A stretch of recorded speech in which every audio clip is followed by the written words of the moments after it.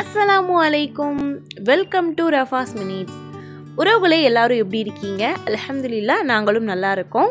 நம்ம சேனலில் வீடியோஸ் போட்டு ரொம்ப நாள் ஆச்சு. நான் இந்த மாதிரி வீடியோஸ் கேப் விட்டு போட்டேன்னா சப்ஸ்கிரைபர் எல்லாரும் அன்சப்ஸ்கிரைப் பண்ணிட்டு போயிடுவீங்க. அதனால தாங்க இந்த வீடியோ. நீங்கள் நம்பலனாலும் அது தாங்க நேசம். இந்த vlog பார்த்தீங்கன்னா சாட்டர்டே அன்னைக்கு எடுத்தது தான். என்னோட ஹபிக்கு Saturday afternoon office leave. So lunch வீட்டில் வந்து தான் சாப்பிடுவாங்க. பாவம் மனுஷன், அன்னைக்கு அது சூடாக சாப்பிட்டுட்டுன்னு சொல்லிட்டு நானும் பிரேக்ஃபாஸ்ட்டை முடிச்சுட்டு கிச்சன் வந்தாச்சு. இன்றைக்கி மெனு பார்த்தீங்கன்னா சிறுபருப்பும் கேரட் பொரியல் வச்சு லஞ்சை முடிச்சிடலான்னு சொல்லிட்டு பிளானை போட்டுட்டேன். நீங்கள் நினைக்கலாம், வர்ற மனுஷனுக்கு வகை வகையாக நான்வெஜ் செஞ்சு அமர்க்கலை படுத்திடலான்னு சொல்லிட்டு. நேற்று தாங்க ஃப்ரைடே, நேற்று நான்வெஜ் எடுத்தாச்சுல. ஸோ இன்றைக்கி இந்த லஞ்சை தான் பிளான் பண்ணியிருந்தேன். அப்புறம் என்ன, போருக்கு ரெடி ஆயிடுவோமா? கேரட் பொரியல் பண்ணலான்னு சொல்லிட்டு கேரட்டை கட் பண்ணால் அது என் கூட ஃபைட் பண்ணிக்கிட்டு இருக்கு. போதும்னு சொல்லிட்டு கேரட்டை ஒரு வழியாக துருவிட்டு கேரட் பொரியலுக்கு ஸ்டார்ட் பண்ணியாச்சு.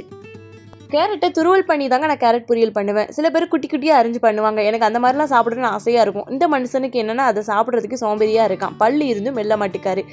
சரி, அப்புறம் என்ன, பருப்புக்கும் நம்ம தேவையான வெங்காயத்தையும் அரிஞ்சாச்சு.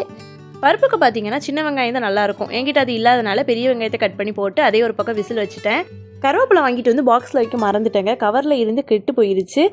இருக்கிற இலையாவது காப்பாற்றுவோன்னு சொல்லிட்டு பாக்ஸில் எடுத்து வைக்க போகிறேன். நான் இப்போவும் என்ன பண்ணுவேன்னா, ஒரு பாக்ஸில் கீழே டிஷ்யூ பேப்பர் வச்சுட்டு, கருவேப்பிலையாக இருந்தாலும் சரி, மல்லி இலை, புதினா எதுனாலுமே அதை வச்சுட்டு அதுக்கு மேலே ஒரு டிஷ்யூ வச்சா ரொம்ப நாளைக்கு கெட்டு போகாமல் இருக்கும். இந்த ட்ரிக்ஸ் உங்களுக்கு யூஸ்ஃபுல்லாக இருந்தால் நீங்களும் ட்ரை பண்ணுங்கள். அப்புறம் என்ன, நம்மளோட சாதமும் ரெடி ஆகிடுச்சு. ஒரு பக்கமாக சாதத்தை வடிச்சிட்டு இன்னொரு பக்கம் மாதுளம்பழம் எடுத்து வச்சுருக்கேன்.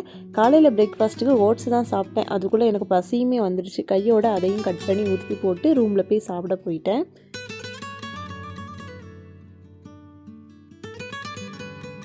அப்படியே உடம்புக்கு எனர்ஜி ஏற்றிட்டு மீதி உள்ள வேலையை பார்க்க ஆரம்பித்தாச்சு. என்னடா குப்பையே இல்லாத வீட்டில் என்ன பெருக்கிட்டு இருக்கேன்னு தானே பார்க்குறீங்க.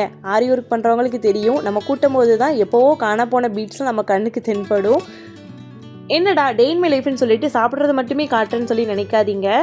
என்னோட லஞ்ச் டைம் 1:00ங்க. என்னோட ஹபி சாட்டர்டே ஆஃபீஸ் முடிச்சு 2:30க்கு தான் வருவாங்க. அது வரைக்கும் நம்ம பசி தாங்கணும்ல, அதனால் ஒரு க்ரீன் டீயும் போட்டு குடித்தாச்சு. கரெக்டாக அவங்களுமே வந்தாச்சு. இன்றைக்கி லஞ்ச் பார்த்திங்கன்னா நேற்று வச்ச பீஃப் கிரேவி இருந்துச்சு. அதை சூப்பராக சூடு பண்ணி அது வச்சுருக்கேன். தால், அப்பளம், ரைஸு, அதோட கேரட் பொரியல். கேரட் பொரியலை நான் முட்டை சேர்ப்பேன் லாஸ்ட்டாக. நீங்களும் இந்த மாதிரி பண்ணுவீங்களான்னு சொல்லுங்கள். டேஸ்ட் ரொம்பவே சூப்பராக இருக்கும். டைம் ஆனதும் வெயிலும் வர ஆரம்பிச்சிருச்சு. ஸ்க்ரீன் ஓப்பனில் வச்சுருந்தோன்னா இருக்கிற ஹீட்டு ஃபுல்லாக ரூம்குள்ளே வந்துடும். சரி, அதுக்கு முன்னாடி காயாத துணியை கொஞ்சம் காய வச்சுப்போன்னு சொல்லிட்டு அதை தான் காய வச்சுட்டு அப்படியே ஸ்க்ரீனையும் க்ளோஸ் பண்ணியாச்சு. என்னோட ஹபியும் கரெக்டாக வந்துட்டாங்க. நாங்கள் 2 பேரும் ஒன்றா சேர்ந்து சாப்பிட போகிறோம். வீக் டேஸ் ஃபுல்லாமே தனியாக சாப்பிட்ற மாதிரி தான் இருக்கும். அவங்க ஆஃபீஸ் போகிறதுனால எப்படா சாட்டர்டே சண்டே வருது 2 பேரும் ஒன்றா சேர்ந்து சாப்பிடலான்னு தான் பார்த்துக்கிட்டு இருப்பேன். 2 பேரும் உட்காந்து சூப்பராக சாப்பிட்டுட்டு உண்டமைக்கத்தில் ஒரு தூக்கத்தையும் போட்டாச்சு. 2-3 நாளாகவே ரொம்பவே ஃபீவராக இருந்துச்சு எனக்கு. நானும் மாத்திரை மருந்தெல்லாம் போட்டேன். சரிப்பட்டு வர்ற மாதிரி இல்லை. ஹாஸ்பிட்டல் போனால் தான் சரியாக வரும்னு சொல்லிட்டு நானும் என்னோடய ஹஸ்பண்டும் ஹாஸ்பிட்டலுக்கு தான் கிளம்பிக்கிட்டு இருக்கோம்.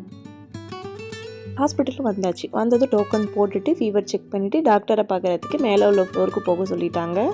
இங்கே எப்படின்னா, இந்த டிஸ்பிளேயில் நம்ம டோக்கன் நம்பரும் நம்ம எந்த டாக்டர்கிட்ட பார்க்க போகிறோமோ அவங்களுடைய ரூம் நம்பரும் டிஸ்பிளே ஆகும். நம்மளுடைய டோக்கன் வந்ததுக்கப்புறமா நம்ம டாக்டரை பார்க்க போக வேண்டியது தான். டாக்டரையும் பார்த்தாச்சு. இனிமேல் டேப்லெட் வாங்கிட்டு ரூமுக்கு போக வேண்டியது தான். ஆல்ரெடி டைம் ஆனதுனால டின்னர் வெளியே சாப்பிடலான்னு சொல்லிட்டு தான் வந்திருக்கோம்.